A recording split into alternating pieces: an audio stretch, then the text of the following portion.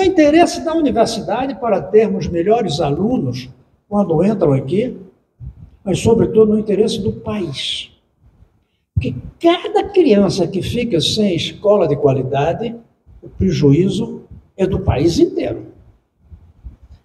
É dele e da família, mas é do país inteiro. Porque poderia ser um gênio que nos descobrisse a cura do câncer, que escrevesse uma partitura de música que ficasse para sempre. Nós jogamos fora. Nós nos preocupamos muito com a queima da Amazônia, mas não temos nos preocupado com a queima de cérebros, que o Brasil promove há séculos. Há séculos nós incineramos cérebros. Primeiro, dos escravos. E não só dos escravos. A população brasileira, inclusive dos brancos, era analfabeta até o começo do século XX. Raros sabiam ler e raríssimos faziam curso superior, em geral, em Portugal. O Brasil, por alguma razão, é um país, um povo, que a gente não põe educação, conhecimento, saber, com um propósito máximo de realização do país.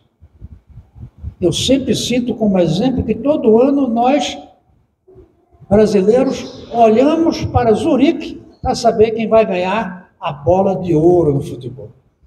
Eu duvido que algum brasileiro olhe para Estocolmo para ver quem vai ganhar o Prêmio Nobel de Física ou de Química. Não faz parte dos nossos objetos de desejo uma educação de qualidade e ainda menos de qualidade para todos. Quando você falou que muitos vêm aqui em busca de um certificado, você nem usou diploma corretamente, que às vezes nem merece o nome de diploma, um certificado. É uma característica nossa do Brasil. Nós vemos, às vezes, o diploma como um bem de consumo, como se todo mundo quisesse ter um carro na garagem e um diploma na parede da sala, sem se preocupar com o conteúdo de conhecimento que aquele diploma representa.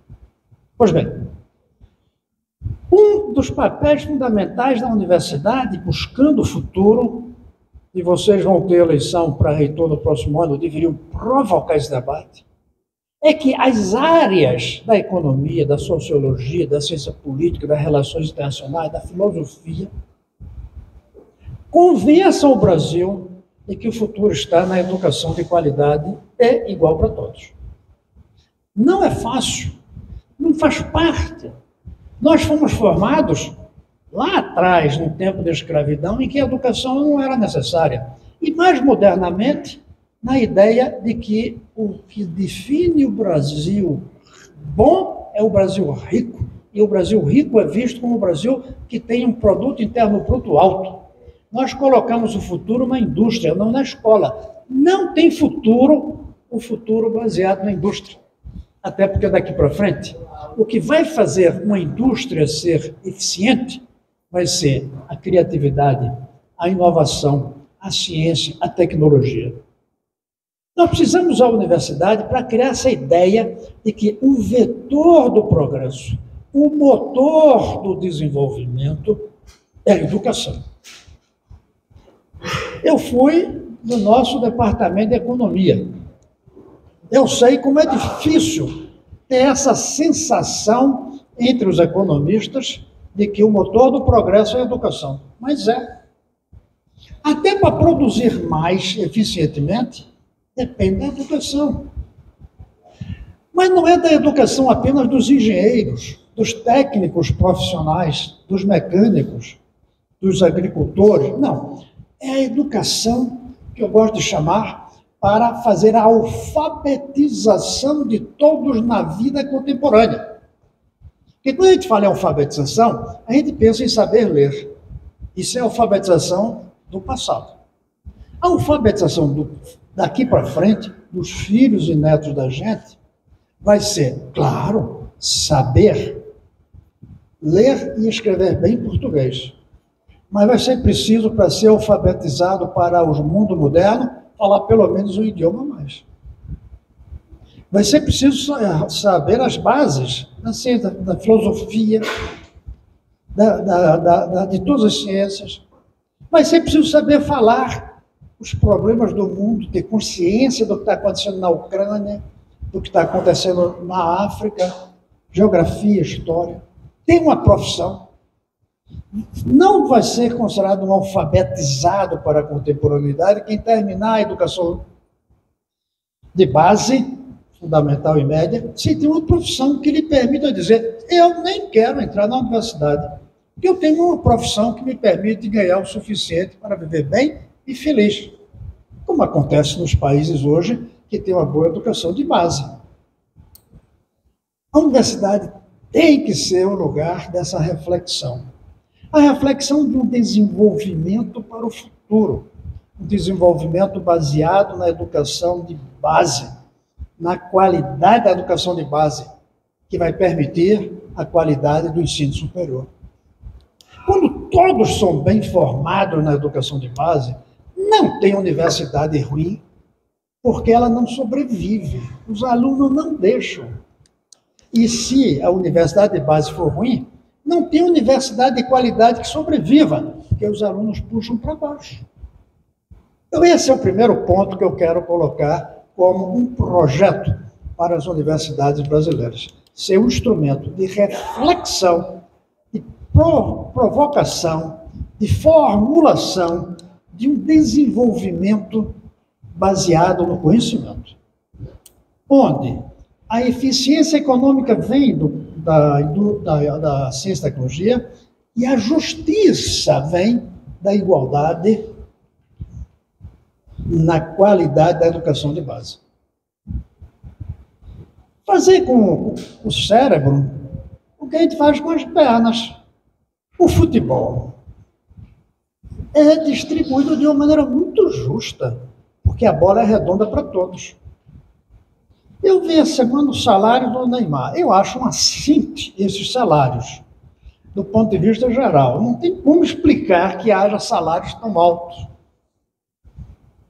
Mas não dá para dizer que é injustiça, porque ele ganhou pelo talento. Ele bateu bola com uma bola tão redonda quanto aquela que eu bati a bola lá em Recife. Ele teve persistência, vocação e talento. Aí precisa fazer isso com a física, com a matemática, com a química, com a literatura. Distribui igualmente a educação. E o talento, a vocação, a persistência vai fazer com que uns sejam mais, outros menos. Aí, a distribuição da renda vai acontecer. Vai haver igualdade plena? Não. Mas a desigualdade ficará limitada e legitimada pelo talento. A gente respeita quem ganha salário mais alto pelo talento, um grande neurocirurgião. Esse é o primeiro desafio. O desafio, eu vou usar uma palavra que muitos não gostam, mas eu insisto, o desafio de definir o socialismo do futuro. Que, a meu ver, não é mais igual ao que a gente aprendeu desde a adolescência, que foi baseado no século XIX. Para mim, o socialismo hoje é uma sociedade onde haja um piso social em que ninguém fique abaixo. Todo mundo tem uma vida digna, decente. Muitos graças ao trabalho, outros por ajuda. Tanto velhos, que recebem a previdência, como eu, aposentado da UNB, como por alguma deficiência. E em cima, um teto ecológico. Ninguém poder consumir acima daquilo que a natureza permite. Nem os ricos. Veja que eu estou admitindo que haja pobre e rico, mas o rico não pode consumir dependendo da natureza. E o pobre vive em condições satisfatórias de vida. Entre o teto e o piso, essa sociedade tem que ter uma escada que permita alguns ascenderem até aqui. Outros não vão querer ascender, outros não vão conseguir ascender, a todos terão condições. Para isso, este socialismo tem duas coisas que têm que ser iguais para todos: saúde e educação. Porque doente ou morto antes do tempo não sobe escada. E quem não sabe o que é escada, não sobe escada. Quem nunca viu uma bola não vira um grande jogador. mesmo que tivesse um talento intrínseco nele. Quem não teve uma boa educação de base não vira um físico, porque não teve a chance. Este é o primeiro desafio, uma vez, da universidade. Formular o socialismo do futuro. Alguns podem colocar outro nome em vez de socialismo, não vejo nenhum problema. Eu não tenho tido a competência de encontrar um nome melhor, mas estou procurando. Eu quero modernizar a palavra também. Dito isso, que a universidade refletindo sobre como deve ser a utopia do futuro, eu entro na educação. Segundo passo da universidade é lutar para que haja no Brasil um sistema único, público, com a máxima qualidade para todos na educação de base. E aí, eu digo a vocês, é uma posição muito polêmica, muito rejeitada, mas eu não vejo outra maneira de fazer isso se nós não federalizarmos a educação de base. Enquanto a educação estiver nas mãos dos pais que tiverem dinheiro e dos prefeitos que quiserem e tiverem dinheiro, a educação não vai ser igual. A educação só vai ser igual quando existir um sistema único. As 200 mil escolas, quase, que atendem 50 milhões de crianças, com uma carreira única do magistério. Nós não já fizemos isso nas universidades federais? Nós não já fizemos isso nas escolas técnicas? Por que não fazemos isso na educação de base? A municipalização não permite a igualdade da qualidade da educação. Temos que discutir como fazer essa federalização sem quebrar a autonomia de cada escola, sem tirar a liberdade pedagógica do professor. Mas a gente não conseguiu isso nas universidades. Essa universidade não elege seu reitor, não define grande parte das características do seu currículo. O que é amarrado é a parte fiscal, a parte financeira, a gestão, que dá para libertar muito também ainda, fazendo uma gestão não democrática apenas, mas livre. Nós ficamos muito presos à ideia de democratização e deixamos de lado a ideia da descentralização gerencial. Mas a federalização não impede a descentralização. Basta definir regras e que a escola tem direito a definir muito dos seus gastos, das suas decisões. Que o professor é livre para o seu curso, mas que a carreira é uma só. Que a seleção do professor não é no município, é no Brasil inteiro. Como a gente faz nas escolas federais. Essa luta não é fácil, porque ela implica, primeiro, em saber se eu estou certo ou não com essa ideia. Muitos não concordam. Qual o melhor lugar para debater isso do que a universidade? Não tem. Difícil debater isso nos partidos. É difícil debater isso nos sindicatos, porque aí vem o interesse específico da corporação, ou o interesse específico de ganhar a próxima eleição. Entre os partidos, eles querem saber, isso ajuda ou não ganhar a próxima eleição? Entre os sindicatos, se pergunta, isso vai aumentar ou diminuir o meu salário? Obrigado, eu estava precisando. Pois bem, a universidade é o lugar para se debater essa ideia. Se ela for certa, aí é lutar politicamente para conseguir isso. A minha ideia, eu cheguei a tentar como ministro, mas não deu, é de que isso pode ser feito numa estratégia de 20, 30 anos por cidade. Aqui é importante eu dizer, como é que você faz isso? 200 mil escolas quase, 50 milhões de crianças, 2 milhões de professores, como é que se federaliza? Não é um decreto dizendo, a partir de agora, todos os professores municipais são funcionários federais. Desastre. Desastre completo. Até porque o importante de dizer que será uma carreira federal é dizer o salário do professor da educação de base vai ser um salário capaz de atrair os melhores jovens, os mais brilhantes jovens para a carreira do magistério. Então, esse é um projeto que vai beneficiar os futuros professores. Não dá para federalizar os atuais e dizer a escola vai ficar boa. É como se a gente pegasse o Colégio Pedro II, que é federal e é uma ótima escola, apesar de tudo que tem sofrido. E em frente tem uma escola municipal. Se a gente disser agora todo professor dessa escola municipal vai ser do professor do Colégio Pedro II, não vai melhorar a qualidade. É preciso que esse salário, e eu vou dizer a vocês quanto é que eu acho que deveria ser, é preciso que esse salário seja para os novos professores e para os atuais que passarem no concurso federal. Não pode ser uma outorga para todos. Temos que discutir o que fazer com os atuais. Minha ideia é que eles sejam adotados numa carreira em extinção, dobrando o salário atual deles.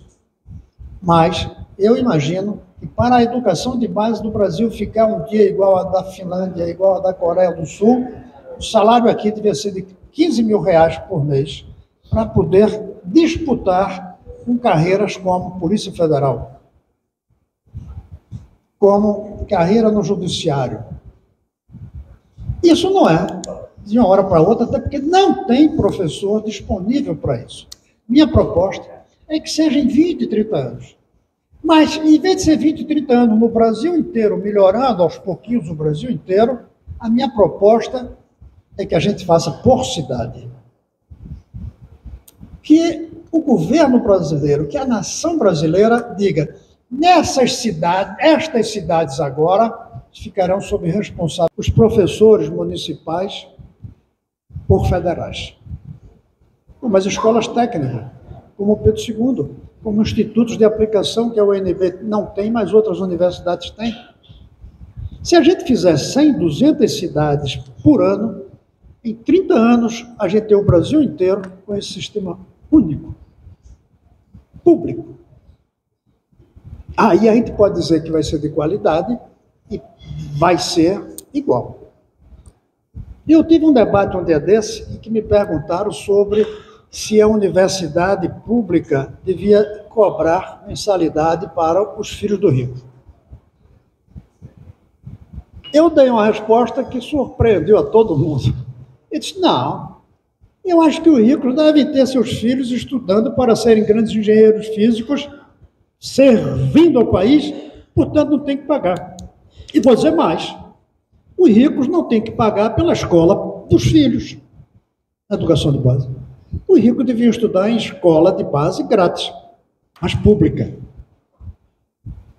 Não escola exclusiva para os filhos dele. Os filhos dos ricos na mesma escola dos filhos dos pobres, e grátis. E a gente cobra imposto desses ricos para que a educação seja boa para todos.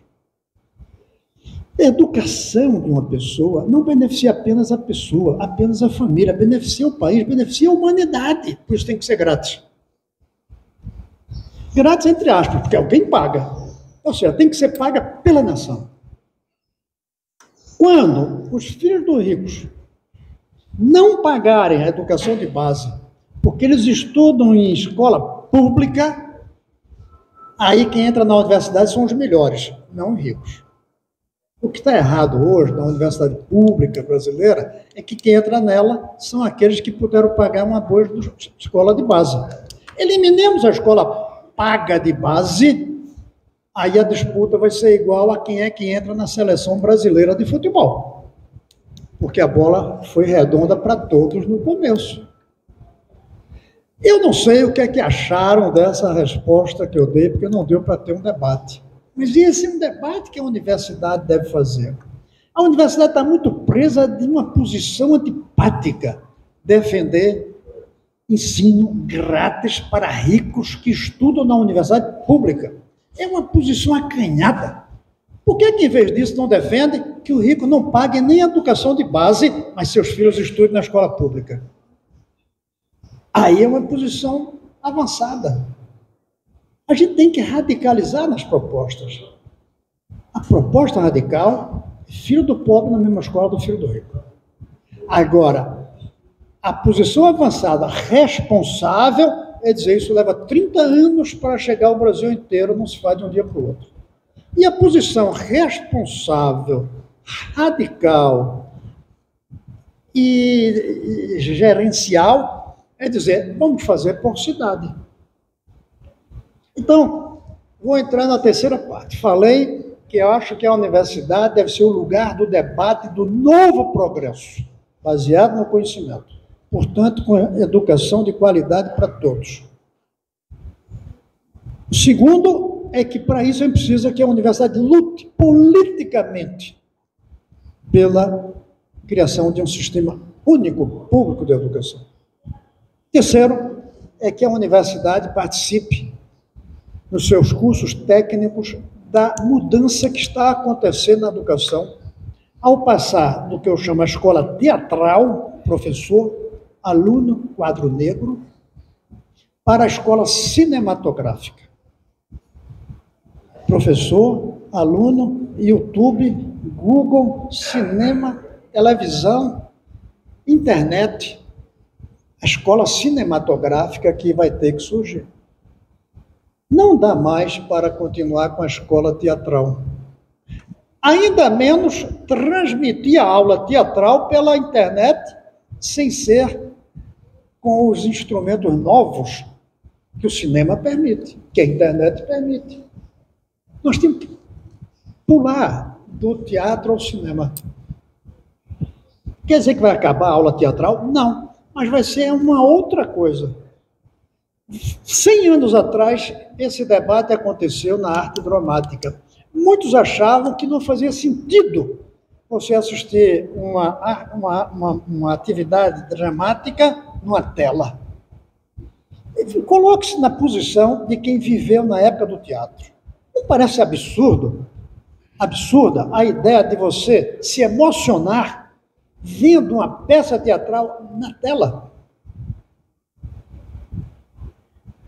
E no começo deu errado, porque não dá para se emocionar vendo na tela uma peça de teatro. Mas foram criadas novas linguagens para o cinema. Não foi do teatro transmitido para a tela. Não.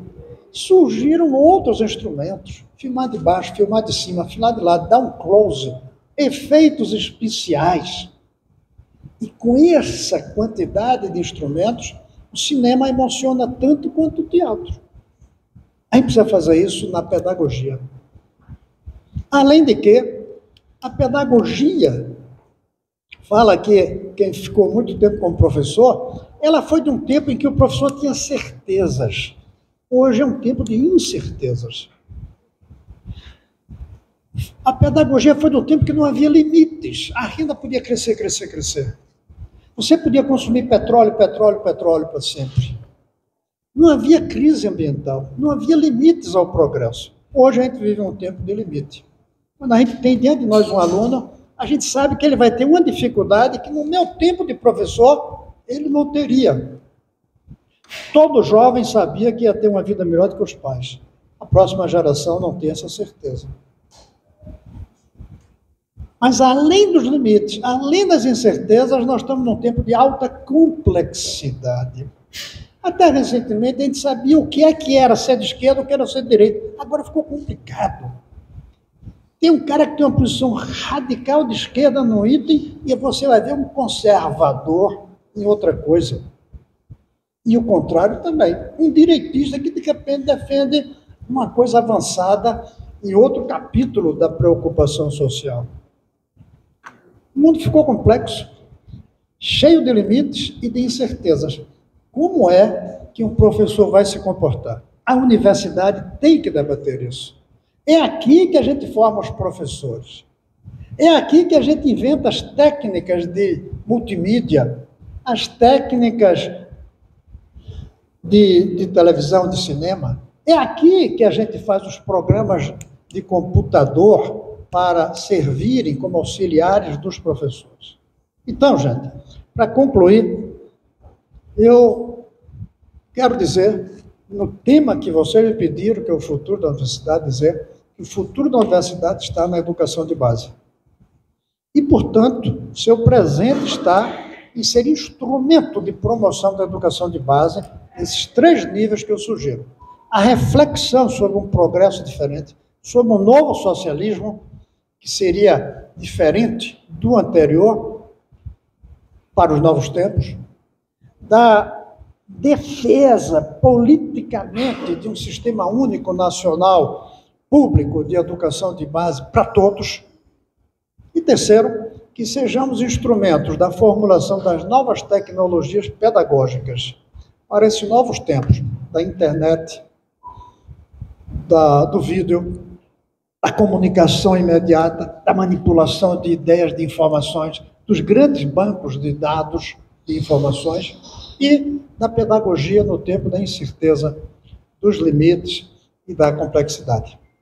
Eu não vejo outro lugar para isso do que a universidade. Por isso, embora o próprio Lima estava lembrando de coisas que eu falava antigamente sobre os riscos da universidade desaparecer se ela não fosse capaz de se situar no novo tempo, apesar daquela visão crítica, eu continuo achando que não tem lugar melhor para imaginar o futuro do que as universidades, se elas quiserem ser instrumentos do futuro.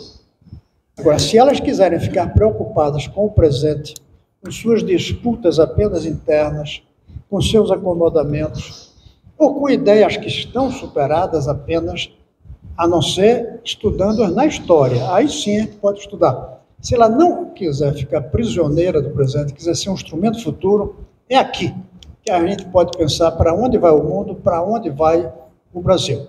E eu, apesar de estar fazendo 80 anos em poucas semanas, eu quero ser instrumento disso ainda. Por isso, agradeço a vocês. Porque se vocês não me chamassem, eu ia ficar sendo um instrumento escrevendo meus artigozinhos. E vocês me chamaram para um debate, e eu vim aqui para o debate. Por isso, se tiver debate, pergunta, contestações, sugestões alternativas, eu estou pronto e sem nenhum compromisso até lá na frente da tarde. Um grande abraço para cada um e muito obrigado.